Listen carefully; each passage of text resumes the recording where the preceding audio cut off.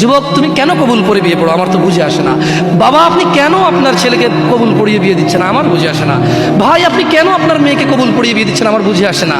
আপনার মেয়ে হলুদ কাপড় পরে, মাথার মধ্যে খোপা দেয়, 3 জনে এসে দুধ খাওয়ায়, 4 জনে কোলে নিয়ে নেয়, 6 জনে গান বাজায়, 10 জনে এসে হলুদ মাখে, শুধু বুঝি মৌলবি দিয়ে কবুল পড়ালে বুঝি মুসলিমের বিয়ে হয়। শুনুন, আপনার নবী মুহাম্মদুর রাসূলুল্লাহ সাল্লাল্লাহু আলাইহি ওয়াসাল্লাম কবুলের পদ্ধতি দিয়ে গেছেন, তাই কবুল পড়ায় মুসলমানের বিয়ে মনে করেন না। কিন্তু বাকি যেগুলো করেন এগুলো কার পদ্ধতি? কার? মিথ্যা কথা বলবেন না। হুজুর ডেকে খুতবা পড়ে কবুল পড়ে বিয়ে কার পদ্ধতি?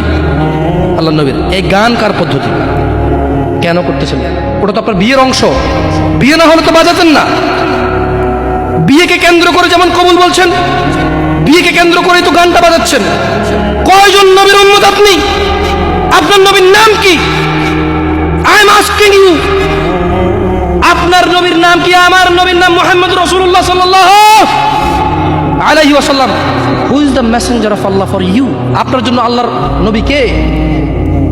কোন নবীর সুন্নত পালন করলেন গান বাজিয়ে? আপনার জন্য আমার বিল্ডিংটা ভেঙে পড়বে, বলে রাখি ছাড়বো না। আল্লাহ তুমি আমার ভাইদেরকে হিদায়াত দাও, ইয়া আল্লাহ, ছাড়বো না। এই যে ভূমিকম্প হলো আপনার গান বাজনা বাজানোর কারণে।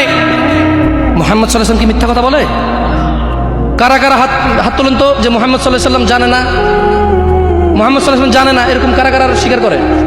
আল্লাহ নবী বলেছে যখন বাদ্যযন্ত্র বেড়ে যাবে, গায়িকারা সম্মুখে এসে নাচবে, তুমি অপেক্ষা করো, পাহাড়গুলো কেঁপে উঠবে, পৃথিবীটা নড়ে উঠবে। জালজালা ইযা জুলজিলাতিল আরদু জিলজালাহা, যখন পৃথিবী প্রবল কম্পনে প্রকম্পিত হবে।